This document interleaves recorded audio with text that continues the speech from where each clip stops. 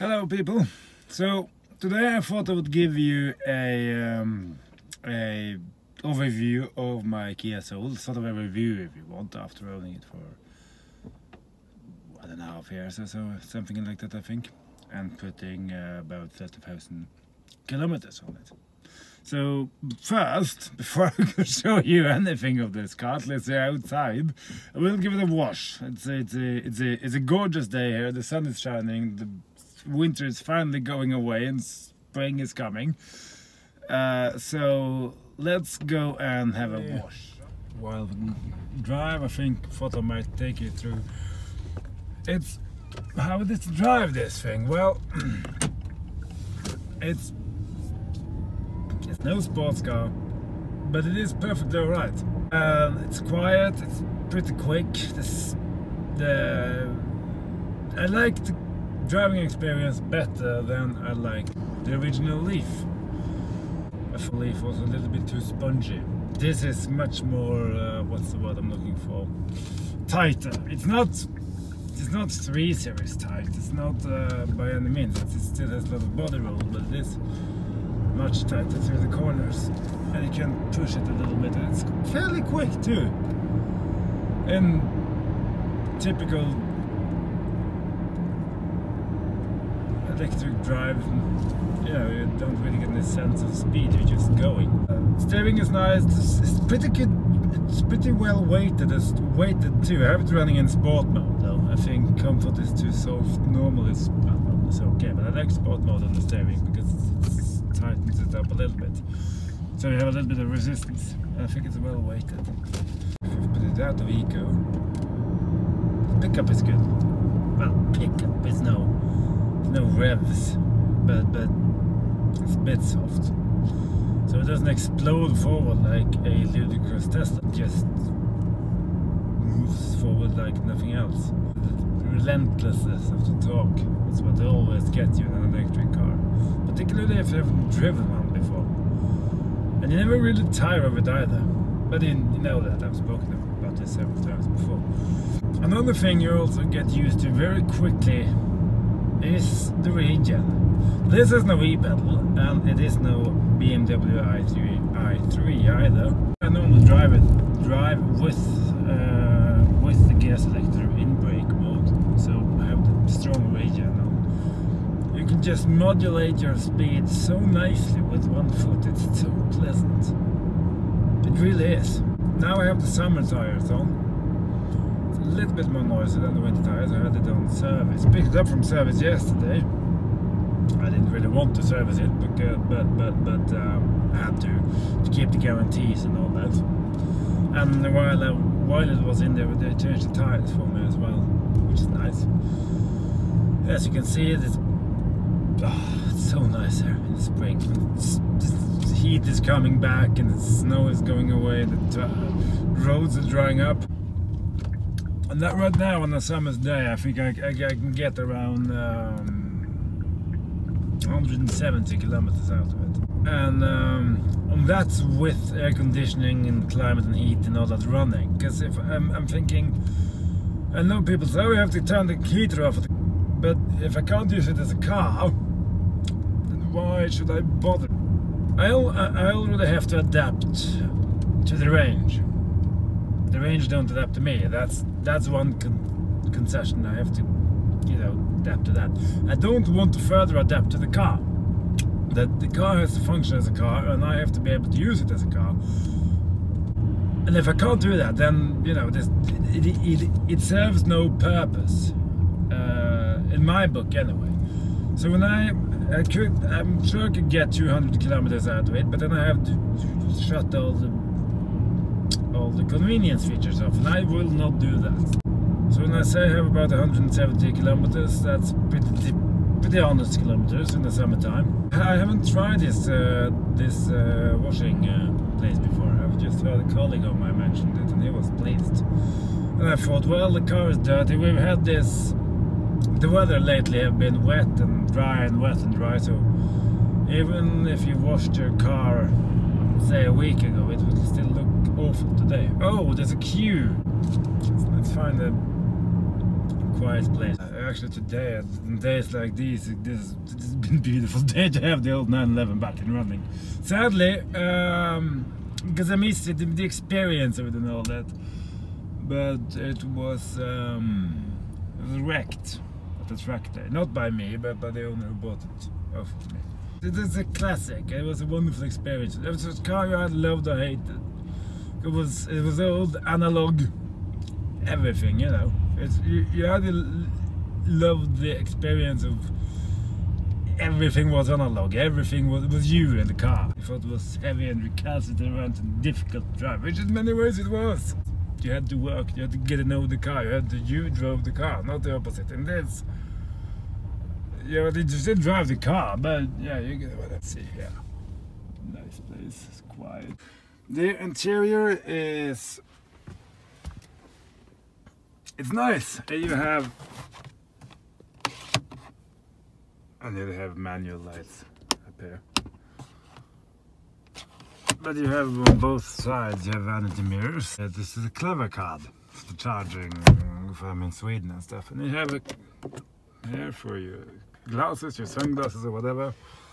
You have my usual setup for the phone. And you have here the infotainment system. And I think I noticed a few videos here of the nav getting a bit of flack because of the point of interest where I had no charges. But personally, in McDonald's Road, there are all these spaces. For my part, I think the nav is perfectly alright. It takes me to where I need to go. I find the charges, most of the charges, if I'm on trip, I find in here. And if I don't, I can find them on the app on the phone, and I can use the address. Either I can navigate directly through the phone, or I can use the address and plot it in to the nav, because the nav still finds addresses. It's no problem. I think it's clear. It's not the biggest screen, but it's a good screen. And when you get, if you're down the highway and highway splits and you have to take, you know, the other file, this screen splits in two, and you have, so it shows you where to go. It's very intuitive. It's a very good thing. You can use this here to zoom in or out, different true north and all that stuff. The UI isn't built by Tesla, to put it that way, because you have a lot of shortcuts. Like here, for instance, you go in there and you suddenly have to put, and you go back, and you go here, and you go. This is nice because you have climate information, tells you how battery percent and how long you have to charge it, normal charging, type 2 charging. And you can go in and see 82 kilometers left on the battery. If I turn the climate off, you have 86. Sometimes it's more than that. It's now it's only 4 kilometers. Sometimes it can be as much as 10 kilometers difference. But when you heat the battery up, it's not a problem.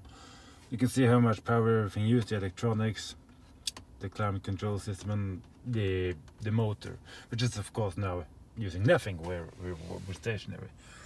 And you have the instrument cluster, which is, you can go to services, it's just been serviced. That's one of the negatives, I think. You have, it's a very short service interval, so it's only 15,000 kilometers. That's short for any car in a modern day, and especially for an electric car, I think, anyway. Oh, turn the blinkers off. And then you have here, you can run through different settings for the car. The door, for instance, is here to, if it should lock itself, or if it, and if it's an auto unlock, if you put it in park, for instance. And the lights, if you can choose the setting, if you tap the blinkers, if it should blink 3 times or 5 times or 7 times. Other things like temperature, Celsius, Fahrenheit, and if it should auto, a lot of different settings and languages and stuff. And it's actually nice. You can only run through them if you're stationary, like now. Then you also have, of course, the power usage, On the eco meter it goes up to 8, so I'm driving. It's all right. And then you have here these your averages. Average 15.3 kilowatt hours over the last 100 kilometers. And you have your trips, A and B. And here we have all these little speedos. And I think it's clear, it's very well lit, it's not disturbing in any way. And even at night it's very well lit. Good layout. You have the typical Japanese. You have the buttons. You have the buttons down here. Look, and you also have the disco lighting. So if I had music on now, lights around the speakers here would light up and blink with the music. Then you can adjust the intensity of the light here to turn it off. And you have standard window and switches and all that. One thing about the screen I just remembered. You have night mode here, turn it off. And if you touch anything, it goes back up. But it's nice if you want to just have it darker. And here you have, it's full of stuff. But it's a good, useful space, big, deep space. And you have your cup holders, and your eco mode, your park sensors, your park brake, your standard shifter thingy, power button, another little place to put things. And you also have auxiliary out, USB, direct connected to the multimedia, two 12-volt sockets. And the seats are very comfortable seats.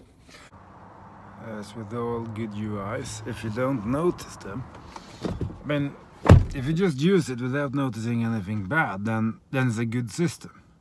You know, but if it is something you notice that you always go nagging on about, then it's a bad design, or it isn't designed thought out for the purpose that it was supposed to have. And this car, it isn't perfect. You have, for instance, buttons here for choosing radio mode, I mean input mode for the media in telephone and radio and so on. You have FM radio, AM radio and DAB radio. We don't have satellite radio in Europe, and we don't have FM radio in Norway. They shut the network down. So it's been working for the last 100 years, but we choose to go for the new system. I don't have any problems with it. And it's easy to navigate. Over here, this is the main screen. You have big tiles, so it's easy to hit, you know. These buttons, and you have radio, and you have shortcuts here for the radio stations you're choosing. And your traffic, automated traffic information there. Your information like pictures and whatever kind of visual information they want to send through the DAB network there. And you can search. You can also run, and this is where things get a little bit complicated. Let's push search. It can go through, just searches for you. So that's one button on the touch screen. That's a soft button. And then you can use this. You can see it now runs through all the, so you have two things to do the same. One hard button, physical button, and one Y. This one regulates volume, and it's an on-off button. If we go to telephone, and I go through my contacts, because this then should be used as a scroll wheel to scroll up and down and select it. That had been brilliant, really brilliant. It would be so much more useful, but it doesn't, and it can't, and that's one of the negatives. But apart from that, it's a good touchscreen. It's big. You have your shortcuts here. You have telephone there. You have telephone here, and you have telephone also on the screen if someone calls you. Headroom is also very good, as you can see. Fifth and a bit. The visibility is very good in this car, and you also have, it's a small car, but you have a backup camera. This is, I have to mention this, it was a demonstration car, so it is rather well equipped. The new cars get a glass roof, which this doesn't have, and you have your park sensors, which really makes this small car Very easy to look out though. Very easy to park. It's my parking space. Well, you've seen it. It's small. Now let's take a look at the back and the cargo space. I told you the car was dirty, and it is new. The tires are put on, the summer tires are nice. I have the back seat. That's my normal driving position. Sorry, a few things here. Jacket and a few other stuff. And as you can see, it's smash this square of car. So it's behind myself. I can sit behind myself. It's not very spacious, but if I straighten the back up a little bit, okay. Then you have your leg supports, all three. The middle seat is a little bit small, and you have this small hump. I think the battery actually runs through here as well, and it's under the seat probably. Let's show you. I have here. So you have.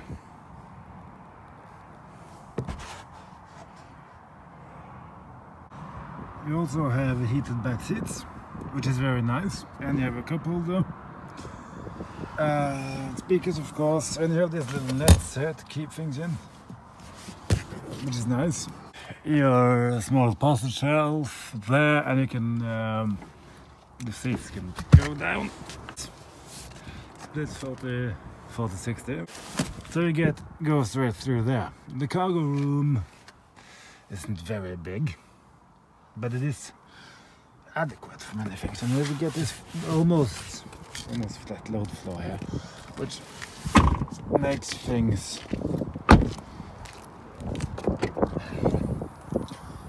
gives it a rather good cargo space. Yes, I carry it around another thing. It should be cleaned out. It will be cleaned out now. It's spring and everything. So yeah, like this beanie, for instance, I don't need that anymore. Now the winter is over. So the exterior styling of the car, well, I like it. It's squared off. It's small, mini style, class. Color choices, well, I didn't choose the colors, as I said. It was a demonstrator, so I just bought it, lightly used, so shall we call it that. But I like the shape of the sole. I like the look of it, and I must say the red and black looks good. It's a classic color combination. You have your indicators. There you have your DRLs. Let me just put it down. Well, you can barely make out the DRLs there now. And you have your indicators down there, and your high and low beam, and your headlights, and your charge ports. You have your Type 1 J70 Type 2 charger there for your normal Type 2 charging. You have Chadamo. Nice thing about having it centrical in the car is that it doesn't matter. One thing I forgot to show you. Remember I spoke about the Leaf and its deep well? Well, here we have your similar system, but they've used it. You can charge. You can use it instead of everything here, which I have. A lot of other shit. I know that, but that's my choice. The charge cables you have to bring with you.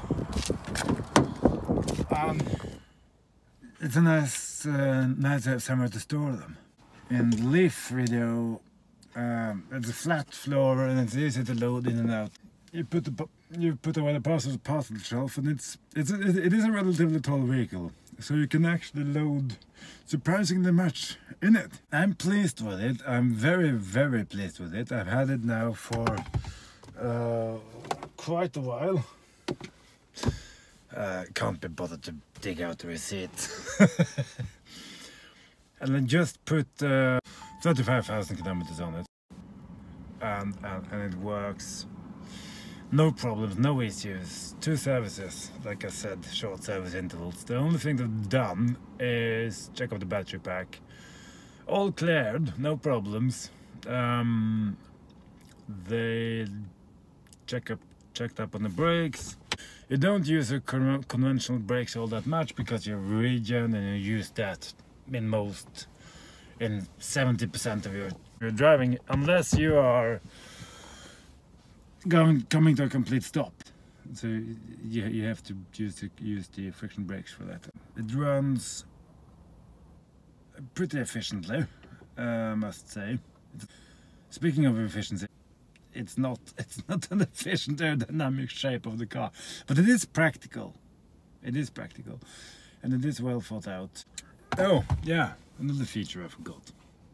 You see what I mean? If things don't bother you, you don't think about it. Auto dimming mirrors. That's also very nice. It's nothing new, but it is very nice to have it. It really is. The same with the automatic headlights. It doesn't have lane keeping. It doesn't have lane warning, beeping assist. It doesn't have all the modern kind of driver assists that you really wish you had. It has cruise control though, but it isn't intelligent. And it's a 2-year-old car. It's barely soon 2 years old. I know the model. It isn't that old a model, and it should have had it. And the thing I haven't covered interior space. I covered the same old crap I carry around in my car. It's always nice having a jacket in the car this time of year, because you never know. It's my daily driver, and that's probably why I am a bit hung up in the range thing, because I don't charge at home, as you know, and it works perfectly for 90% of the time, but I just miss a bit more range. If you had home charging or something like that, it'd be perfect. It'd be brilliant. Not very many complaints, and many of the complaints I have they aren't really directed to the use or usage or practical aspects of the car. They're more how I look at, for instance, why do you have 2 buttons to do the same thing? Why don't I have a bit longer range? Why don't I have a bigger onboard charger? That kind of thing, which is, I don't think would bother very many people. Now I'm going to see if I can get this thing cleaned, because it really does deserve a wash. Anyway, I hope you enjoyed the video, and you know, subscribe and all that. You know what to do. Thanks. Have a good day, everybody. Bye.